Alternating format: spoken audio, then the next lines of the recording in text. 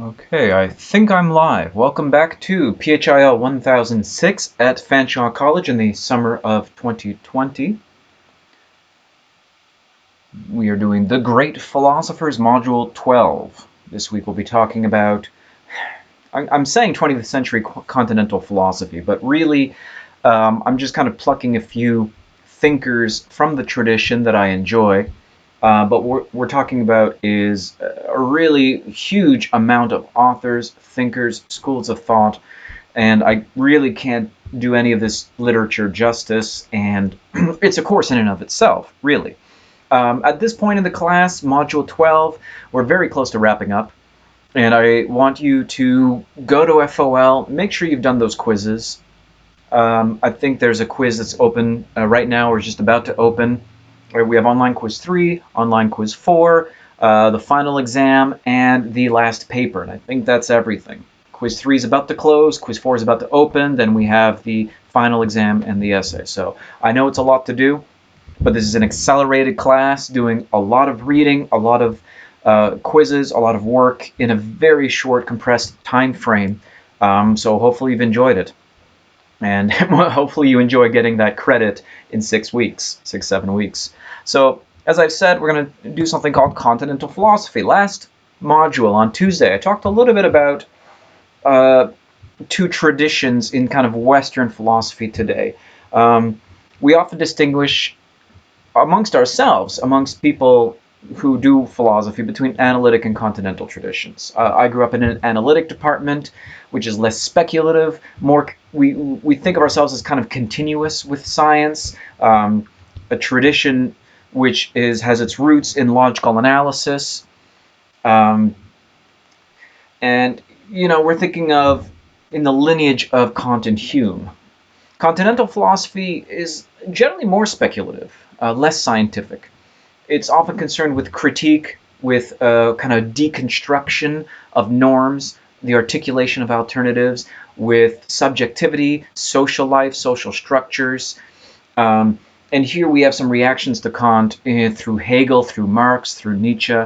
So if you read the two traditions, they're actually quite different. If you go to a bookstore and peruse the philosophy section, generally speaking, you'll find more continental than analytic. And the public perception of philosophy often is that of the continental tradition because it has more readers.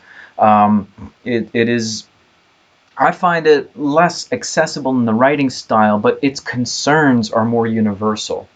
Analytic philosophy is often doing things like logic and consciousness and mind. And if you, last module, I'm not sure people were really interested in talking about like Saul Kripke's modal logic. I love that stuff myself. But if you go to a bookstore, go to the philosophy section, you'll mostly find continental-y kind of stuff. You'll find existentialism. You'll be reading Heidegger and Sartre and de Beauvoir and Albert Camus. You'll find Zizek and Foucault and Derrida, these thinkers that capture the public imagination, either negatively or positively. On the negative side, I know that some philosophers of the continental tradition have been really, I think, a little unfairly criticized by some figures. And we're going to be talking about Foucault, Michel Foucault today. And I know there's a prominent Canadian psychology professor who wrote a book with some rules for life who said Foucault and Derrida, they're reprehensible, monstrous people, which I don't think that's true. They're just philosophers. A little trollish sometimes, but settle down, Jordan. So let's talk a little bit about these thinkers, right? So the ones I'm not going to talk about, like Derrida and postmodern deconstruction and things like that. First of all, I don't think I understand it. Second of all, I don't think it has had quite the impact that deserves like singling out. I want to talk about three thinkers that I like out of this tradition, which is Michel Foucault, Simone de Beauvoir, and Hannah Arendt. Foucault, Foucault kind of picked up Nietzsche's genealogical project, where one of the things Nietzsche did was try to understand contemporary morality by looking at the history of morality, by the history of power relations, at the history and traditional sources of thought in the Western tradition, right? So Nietzsche wrote The Genealogy of Morals, which kind of talks about the differences, for example, between kind of Greek approaches to morality and Christian approaches to morality, amongst other things. So Foucault kind of picks that up and works in kind of the same vein almost. Very, very different writers stylistically, but methodologically there are similarities. Simone de Beauvoir took existentialism and kind of used the methods and tools of existentialism and applied it to social analysis and feminist theory. And Hannah Arendt was a political philosopher, also who was raised within the kind of existentialist tradition, student of Martin Heidegger's, who was an existentialist. And she sought to understand, did a lot of work, but mostly in political philosophy, and she's best known for The Origins of Totalitarianism and Eichmann in Jerusalem. So we'll be talking a little bit about all these works here. As I've said, there's so many things I'm not going to be talking about here, partially for lack of time, but if you disagree with this, let me know in the discussion forums on FOL, because, partially is Kenny doesn't really talk about him that much either. But if you disagree, let students in the future have a better class if you think we should be talking about some of these guys here, like the postmodernist Jacques Derrida, Lyotard, Baudrillard. The Frankfurt School, we're talking about, the Adorno, Marcuse, Walter Benjamin. But basically postmodernism, right? Let me just talk about this because it's an important element of the Continental kind of field. Postmodernism is a term you might have heard already. And if you haven't, that's okay, but it's kind of in the air often. What is postmodern? Postmodernism is really just a kind of a skeptical school of philosophy that arose largely after World War II. It's a kind of skepticism towards a number of ideas that were taken for granted in the kind of late Enlightenment period and were carried over into the 20th century without sufficient critical suspicion, I think the postmodernists would say. One of these ideas is that history has narratives or meta-narratives of history. Right? Hegel wrote the philosophy of history. Marx had a philosophy of history. Enlightenment thinkers believed in the inevitable progress of the human species. But the postmodernists are suspicious of histories where it is written in advance. They think you can't predict the future. History doesn't progress in neat stages, and there is no sense in which, the future is already written and periodized. What I mean by that is, look, think about Star Trek. Think about the future in general. Think about the Jetsons. Think about sci-fi. Sci-fi occurs in the future. And what is the future like? Well, the future as technology and human progress, as more better inventions, more advanced scientific knowledge. This is because we just kind of take for granted the idea that there is a progression in history, that as we move forward we become more advanced, more enlightened. A postmodernist would be suspicious of this belief. They say you can't know that for sure. History does not have a direction. History is chaotic. Empires fall. After the glories of the Roman Empire in Western Europe, for 1,000 years, the medieval period was one of, relatively slower progress and less development. So there's also a skepticism of rationality. The postmodernists do believe rationality is a limited tool. Some of the problems that have occurred in the 19th and 20th centuries, in fact, was the was a result of rationality being taken to be really universal and universally applicable, but in practice constrained by cultural, historical, and legal factors. Derrida in particular singled out the tendency in Western thought to analyze in terms of binary oppositions all the time, in terms of dichotomies, in terms of black versus white or something like that. But the creation of binary oppositions and conceptual schemes is not rational necessarily. It's just a limitation of our conceptual schemes that we've had for far too long. And how much do I want to talk about this? To really understand postmodernism, you have to put yourself in the context of people who, during the formative periods of their lives, experienced one or all of the following things, which would be the First World War, right? The Great Depression, the Second World War, and the atrocities that occurred, whether it was the Holocaust in Nazi Germany or Stalin's purges and famines in the Eastern Front. And in fact, if you were a human being caught somewhere east of Berlin in World War II, chances are you witnessed horrors that are beyond our comprehension as people born in the 21st century. I'm assuming most of you listening are fairly young people who were born and maybe don't even remember 9/11.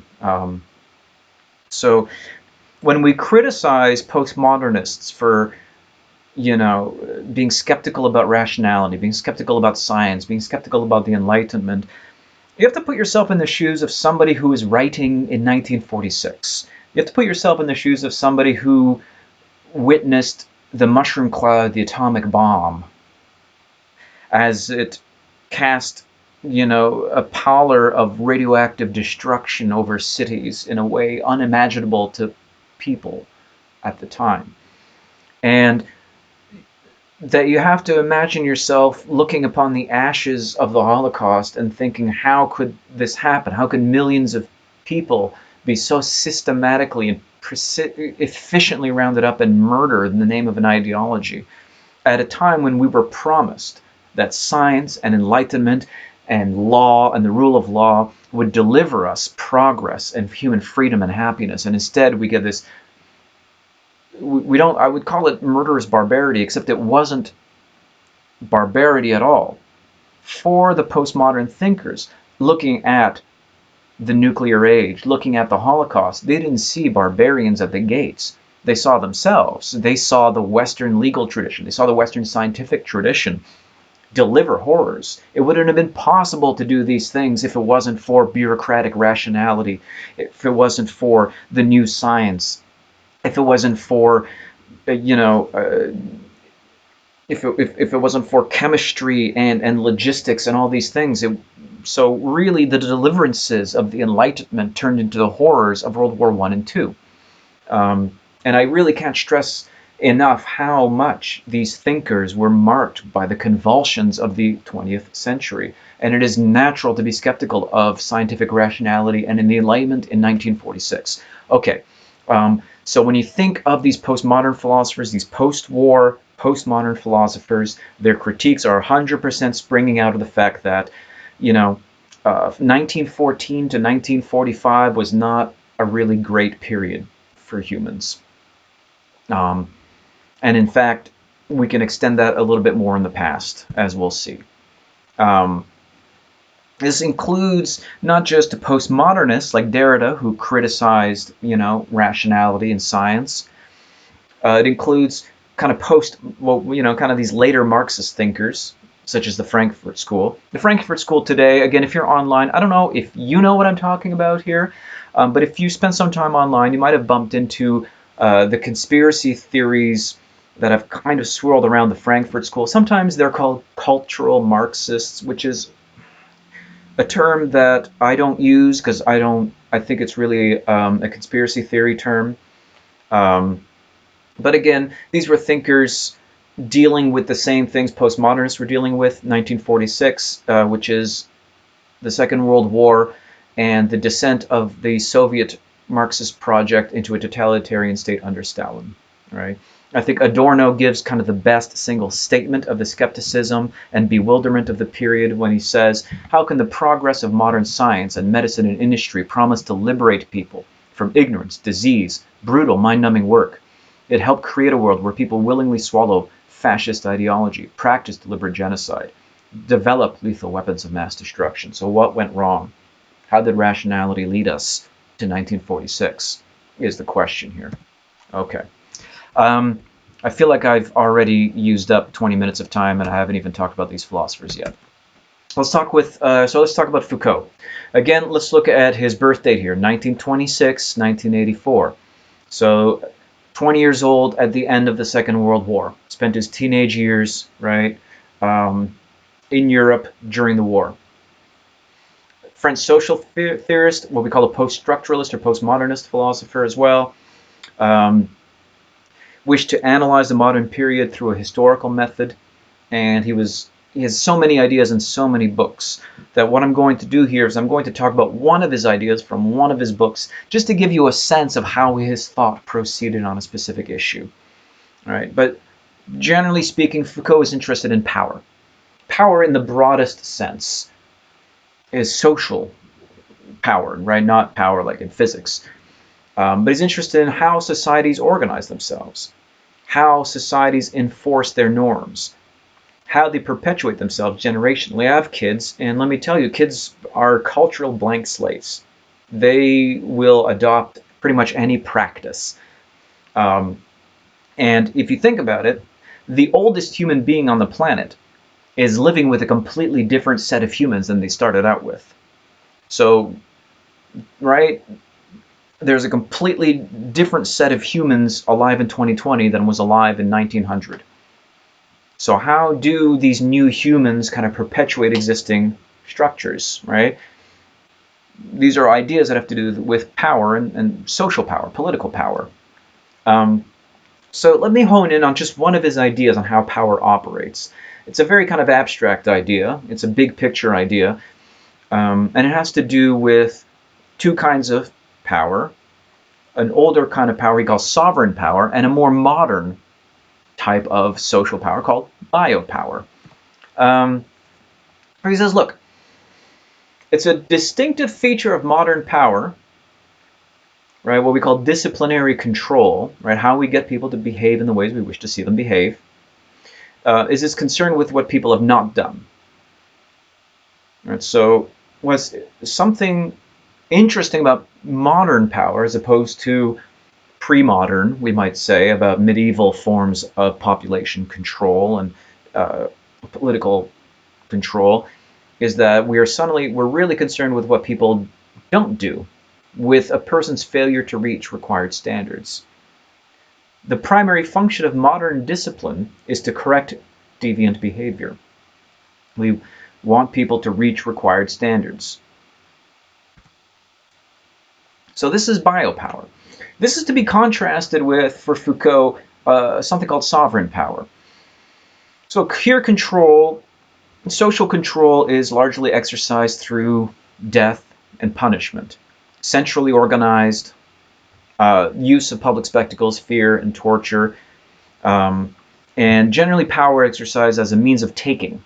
So you can take from people, and you can take a portion of their crops, a portion of their income, but really that's most of what you do is punishment and what he calls prélèvement, which is like taking.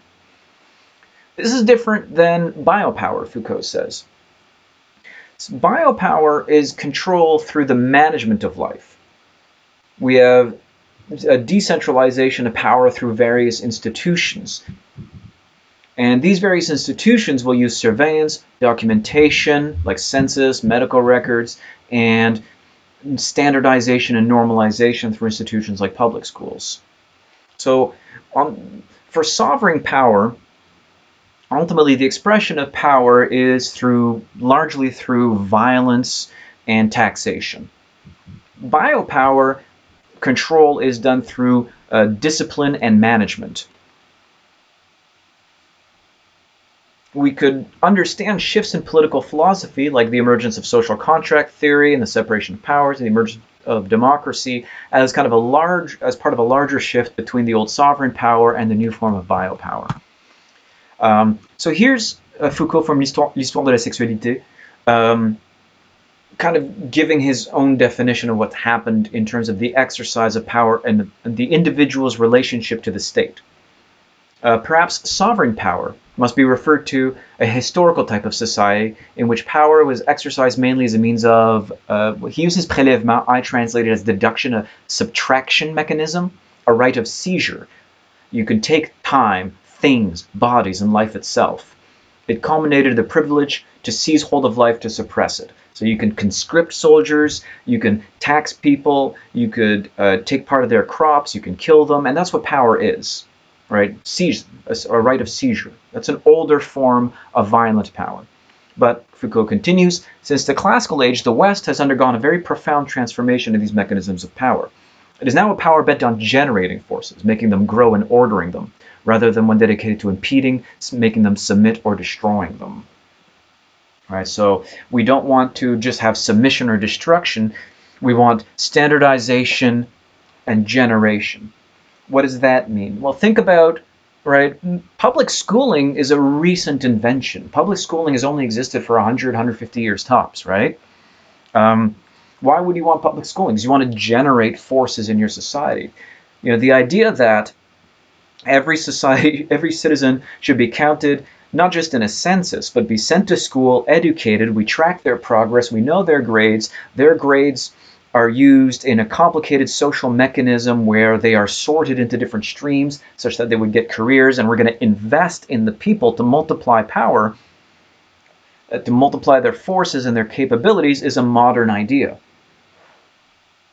This is not something that sovereign power was interested in doing. We are generating forces, we are ordering society. Let me just skip a couple of these slides here, but the basic idea is that Foucault says biopower is different because there was a rapid development of disciplines, universities, secondary schools, barracks, workshops, and there is the emergence in the field of political practices and economic observation. We're going to start tracking birth rate. We're going to start tracking longevity, public health, housing, migration. There's an explosion of numerous and diverse techniques for achieving the subjugation of bodies and the control of populations, marking the beginning of an era of biopower. Why is it called biopower? Because the state is no longer just interested in subjugation and domination through violence and death, but is going to take a biological interest in the human resource, that we want humans to be educated. We need to track their birth rates. We're going to start tracking, right, immigration. We're going to start tracking public health. And through these measures of surveillance and tracking and record keeping, we hope to increase the power and the powers and capabilities of the population. So we're managing life. Let me see how much, I don't know how much of these quotes I want to read. You can kind of read them for yourself and see the kind of thing Foucault is after here. So here's an important one. Life as a political object was in a sense taken at face value and turned back against the system bent on controlling it.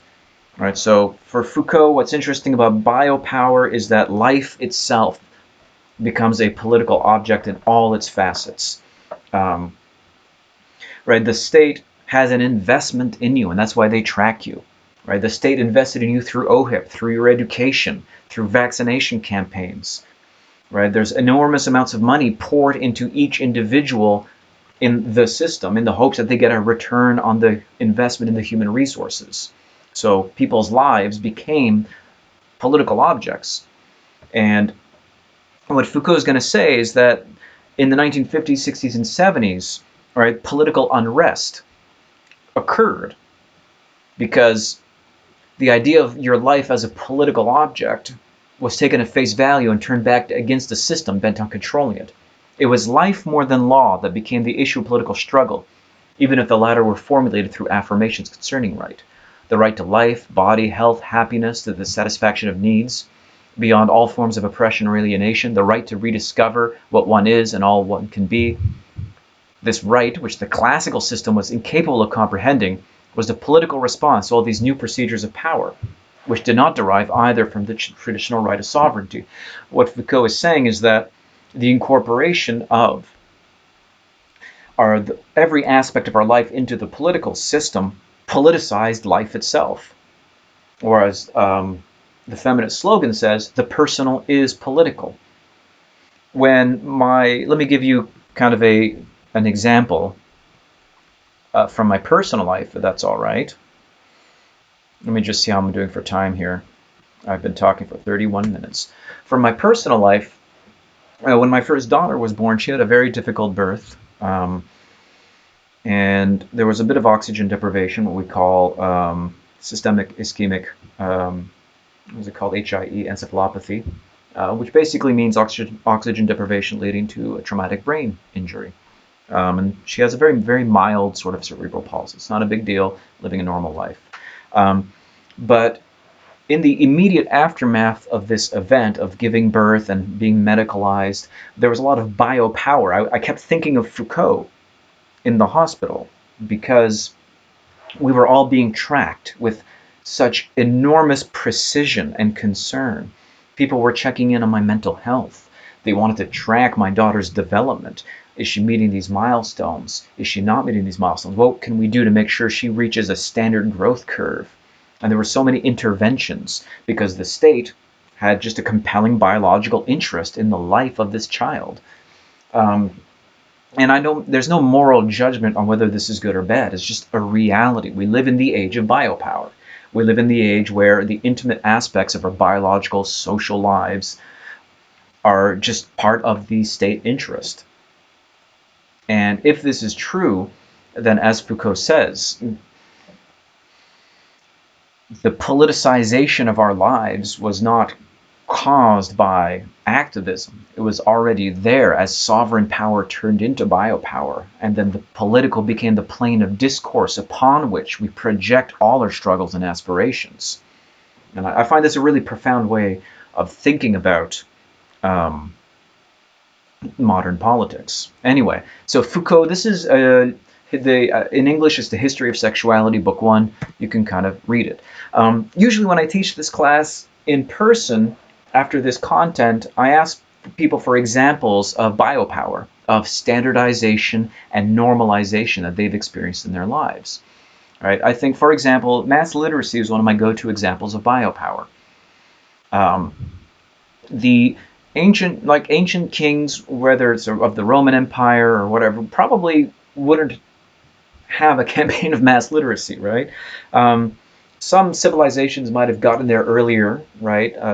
Ancient Chinese civilizations probably toyed with biopower, not to the extent we do now.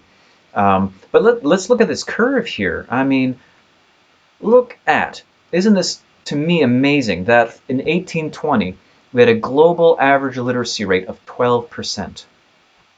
In 2010, 83%. This blows my mind, right? We take it for granted that everyone should read.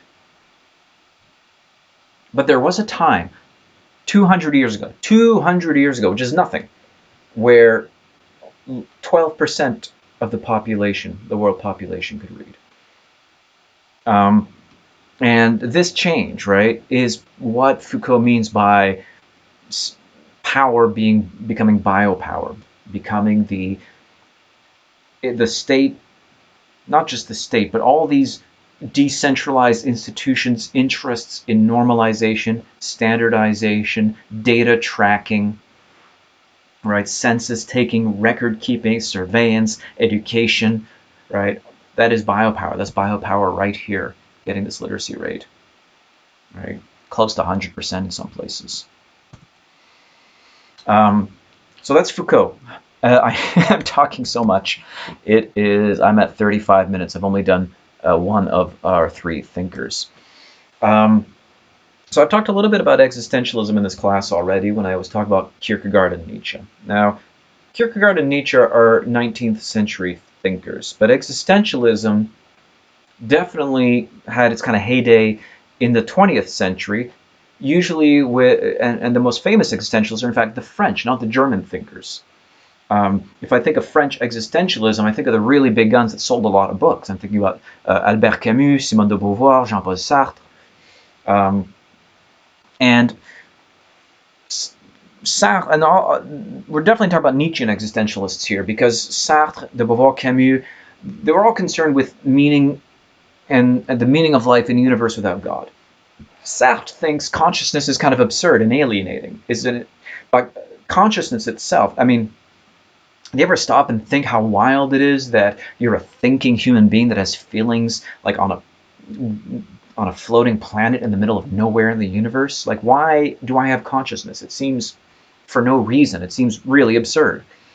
And our freedom is kind of, we are condemned to freedom. I have free choices. I have free will, but I don't have any guidance on how to use it. You know, I'm condemned to this freedom. And for Jean-Paul Sartre, he says, existence precedes essence. This is a slogan that means, existentially speaking, we are radically free beings. The things we aren't outnumbers the things we are vastly. In other words, existence precedes essence means there's nothing we have to be. We are radically, radically free. I remember being a teenager and being really struck by this idea of radical freedom, of existence preceding essence.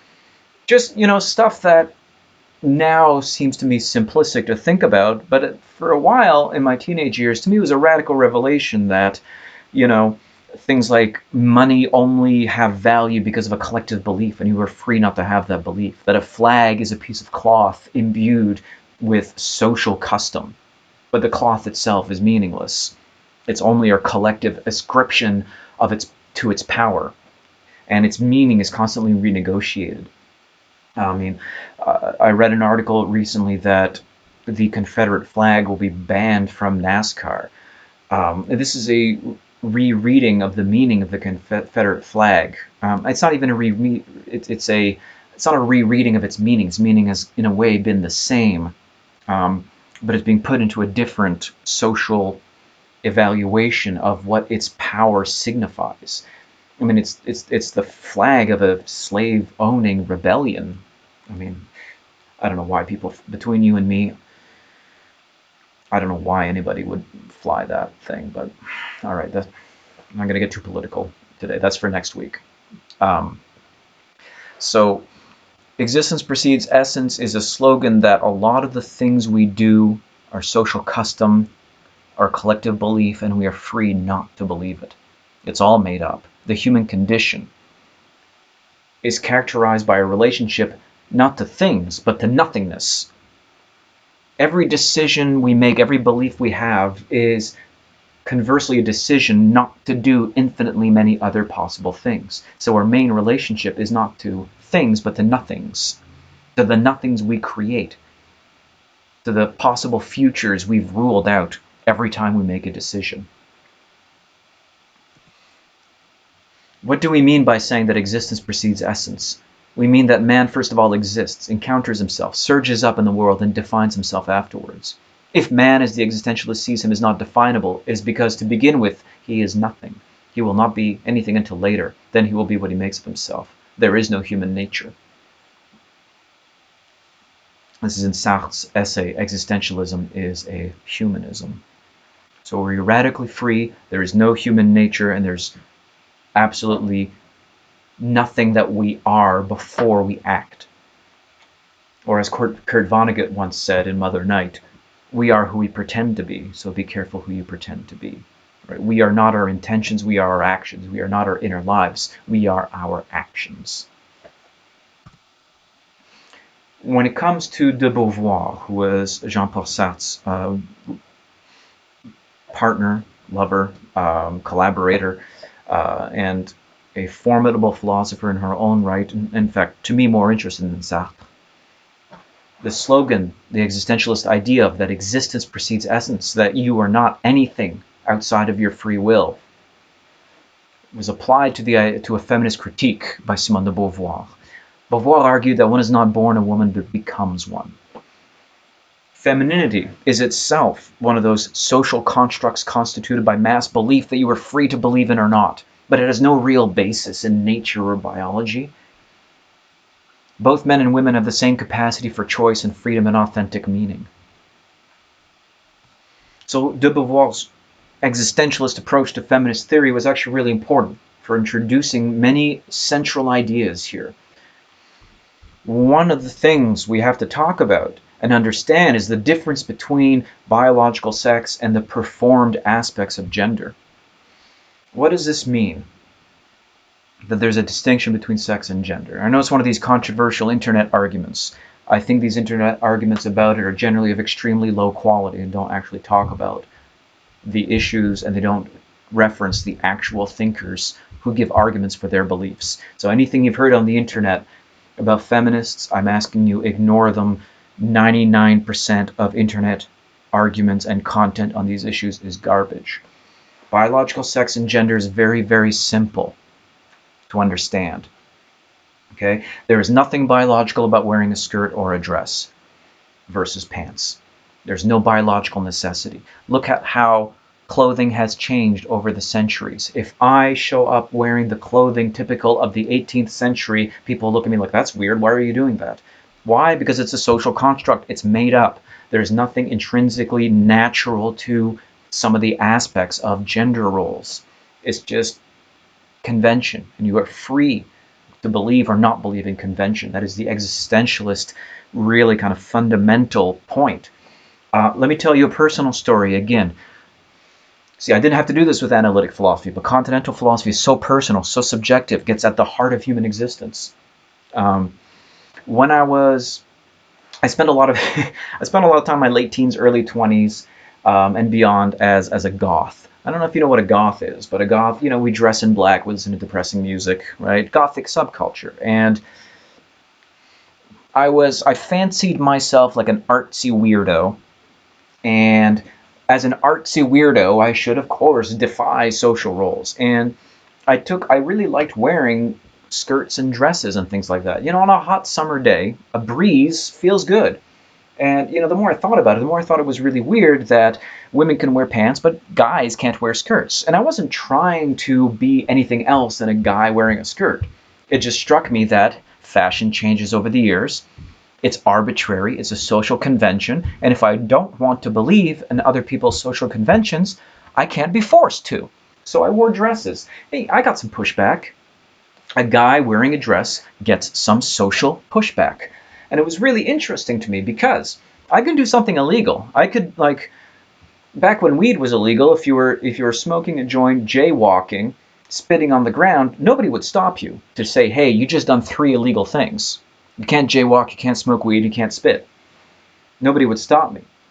But it was perfectly legal for a guy to wear a skirt on a hot summer day. But boy, did people want to enforce gender roles. It was really important to them to let me know that I was not supposed to, as a man with a beard, and frankly, pretty good physique, it was weird to them that I was wearing a skirt. And I would explain to them, look, fashion is made up, gender roles are socially constructed, and I find this comfortable. They wouldn't take it. So there are performed aspects of gender. So everything that has to do with the socially constructed aspects of demarcating gender, right, is really just kind of made up. Are there facts? Are there biological facts? Of course there are. Nobody's denying that.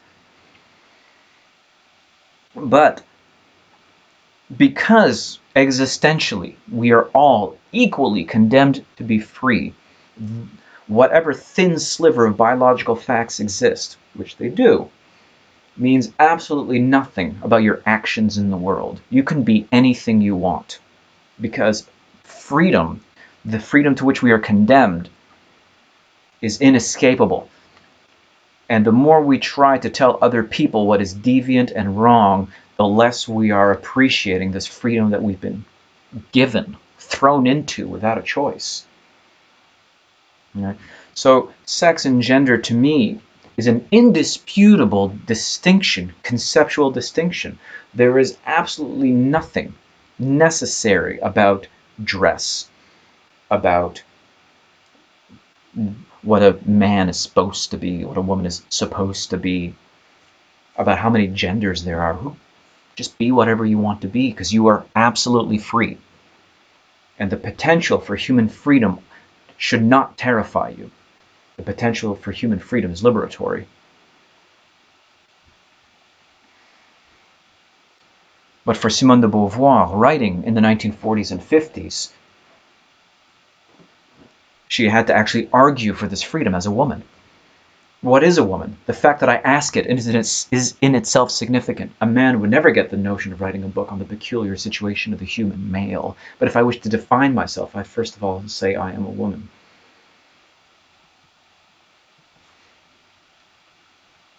Here, the argument is a little bit like, ever watch the Smurfs? So in the Smurfs, right,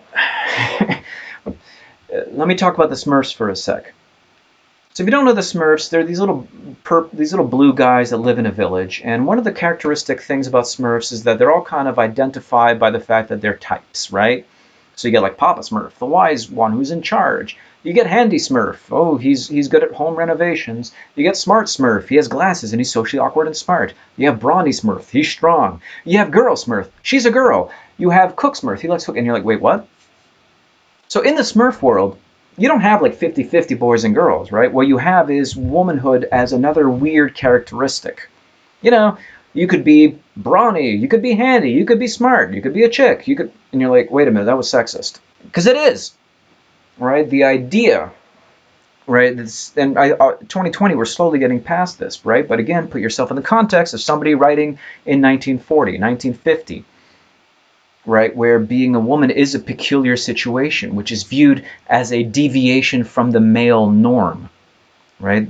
The platonic Smurf, if you will, the ideal Smurf is male. You can deviate from the ideal background Smurf and have a characteristic like smart or brawny or female, but female is not a deviation. And it's important to remember that for de Beauvoir.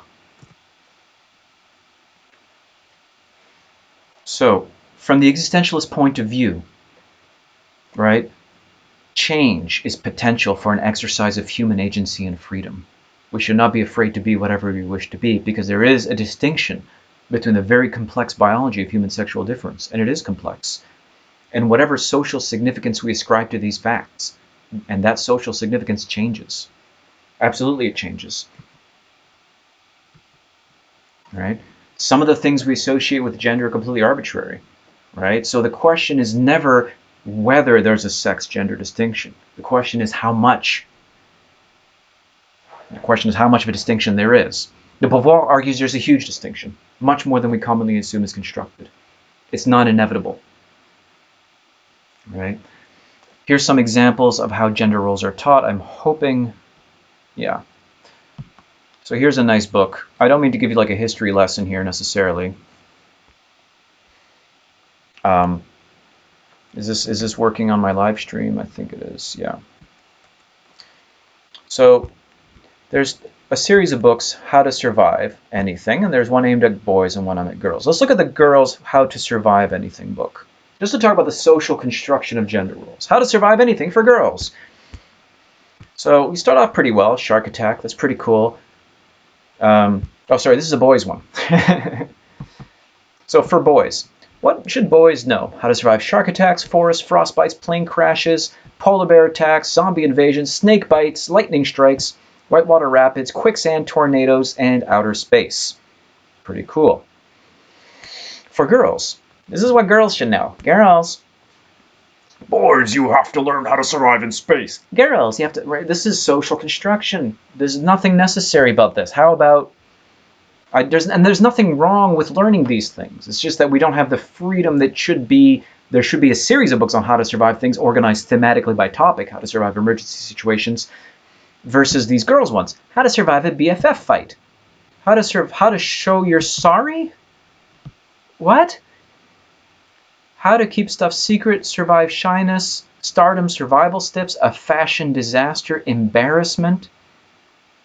How to teach your cat to sit.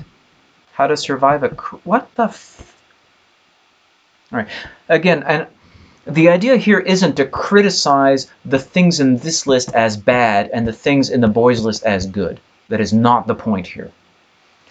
The point is that the close identification of one type of topic with gender limits human freedom. This book here would have been super useful for me. I had terrible acne as a kid. I was very shy. I found it hard to make friends. You know, if I had been watching My Little Pony Friendship is Magic as a 7-year-old boy, I probably would have been bullied so much in high school because I'd have understood more intuitively the nature of social intercourse. Settle down, Sheldon. Right? I'm not trying to say these topics are bad. The existentialist Simone de Beauvoir point is that the over-genderification, if that's a word, of these topics limits the exercise of human freedom by arbitrarily putting us in boxes, setting up barbed wire around these boxes and saying you can't come out. That's what's wrong about it.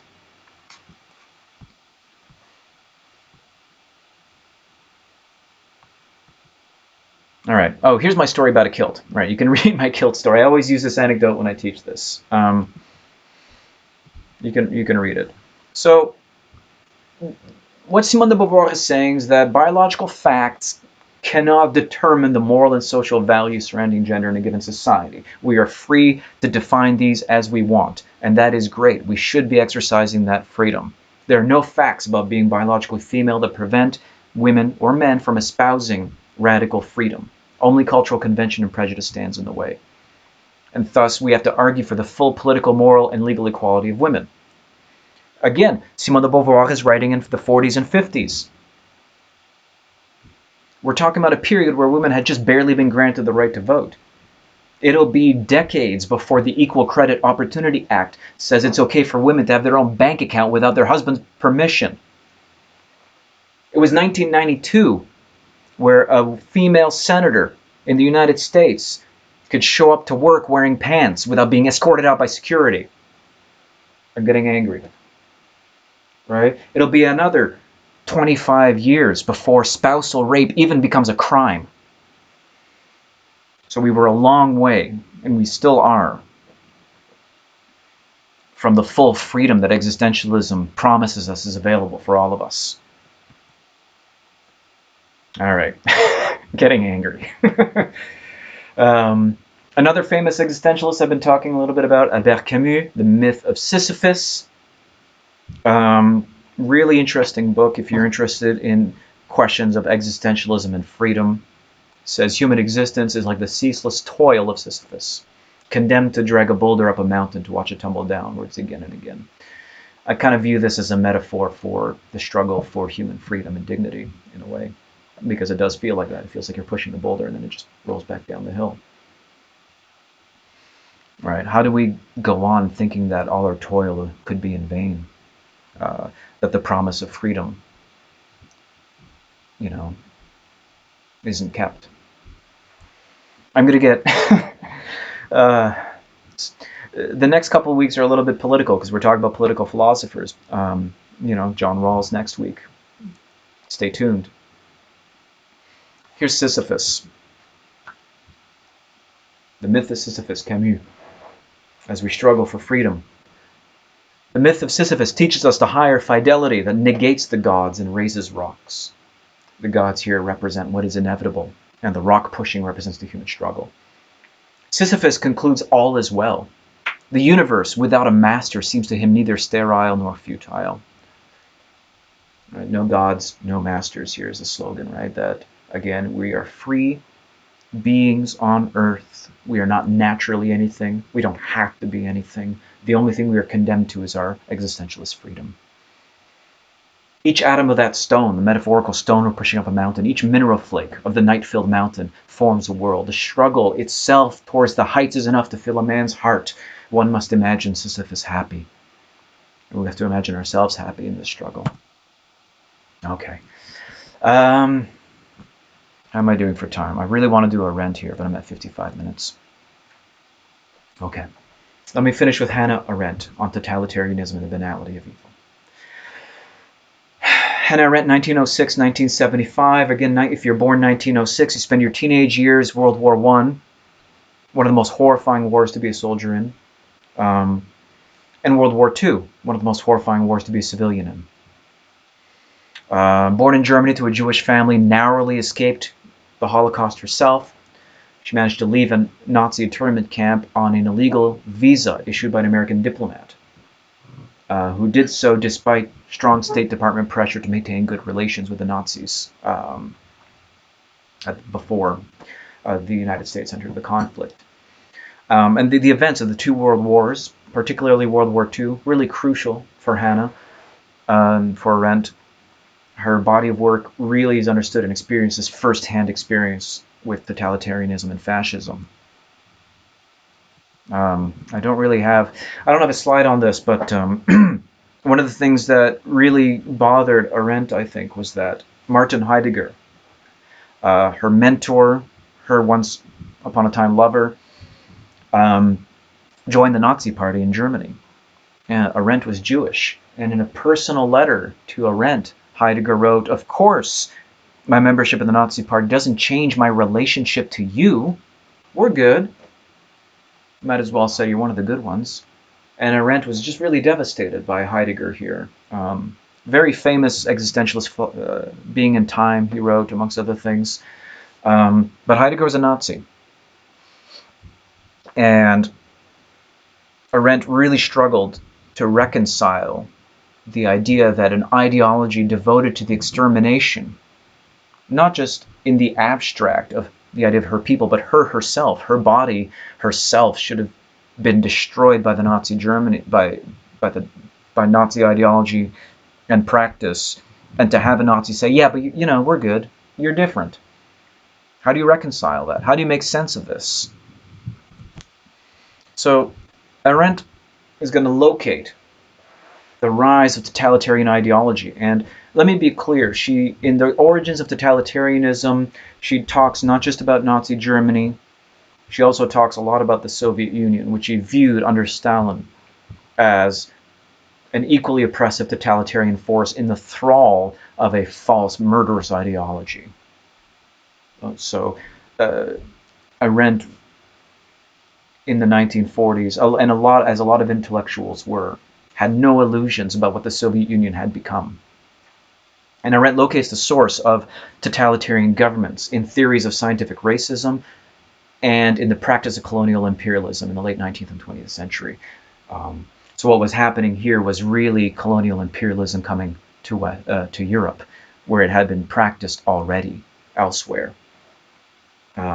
It's a little-known historical fact that Nazi racial hygiene laws, or at least in part based on the study of American racial laws, which had provisions for separating black and white citizens in the 19th century. You can look this up. Just Google it. Nazi racial laws in the United States.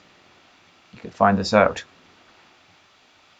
Totalitarian governments, however, are distinct from other forms of tyranny. What's new about them is that they're so fundamentally ideological. There's a totalizing of theory, and the theory explains and answers and addresses all problems. Once you're mobilized under this ideology, everything is justified. Every individual is subsumed and becomes part of a total collective state. Totalitarianism is a break with previous categories of political theory. What we need is a new understanding of what's happening. And when I say that the totalitarian state subsumes the individual into the collective, I don't want you to read collectivism as a left versus right thing. Individualism versus collectivism is sometimes bandied about as the distinctive feature of left versus right politics, but I believe strongly that that's incorrect. There are right-wing collectivisms, there are left-wing collectivisms. There are right-wing individualisms, there are left-wing individualisms. Individualism versus collectivism is not the left-right distinction. I could talk more about that sometime, but I just need to finish Hannah Arendt. So how is imperialism a blueprint for the totalitarian state? Here's, I'm not going to linger on this image here, but it was a Congolese man looking at the severed foot of his child for not meeting a rubber quota in a Belgian plantation held by King Leopold. During the 19th and early 20th century, these kinds of atrocities were routinely justified by theories of quote-unquote scientific racism. And these theories justifying and legalizing these actions under the aegis of, Western superiority and rationality allowed for the murder, subjugation, and oppression of millions of people. So Arendt says the model of colonialist imperialism, the theories which justified these atrocities to distant people, Nazism brought home and said the inferior races should be eliminated to make room for the superior ones. And why not? It's what we've been doing abroad. Totalitarian genocide, the concentration camps and the gulags are not that different than slavery and colonialism. What we have is a hierarchization of life, especially for the Nazis, in terms of so-called racial characteristics. These racial characteristics are create an order where we have worthy people and unworthy people. The Nazis even had a term for it, life unworthy of life.